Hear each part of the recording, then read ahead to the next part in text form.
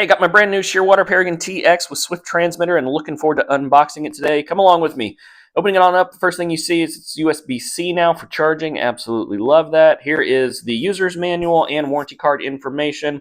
On the back side of this, it comes with an installation of a tool set and the pins you need for installing a watch band and the bungees if you want to go that route. Computer itself comes pre-installed with a screen protector. Love not having to mess with that. And you got wireless charging. This is something I absolutely adore. No ports for water to make its way into. Wirelessly charges. Love it. Next thing you see is the actual watch band, which is how I have it set up currently.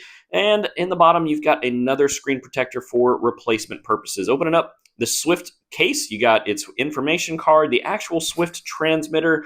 It's got a little bit of a carabiner so you can attach it to your bag, and a screwdriver just so that you can change out the battery on that transmitter. Really been looking forward to this new computer by Shearwater. Can't wait to get it in the water.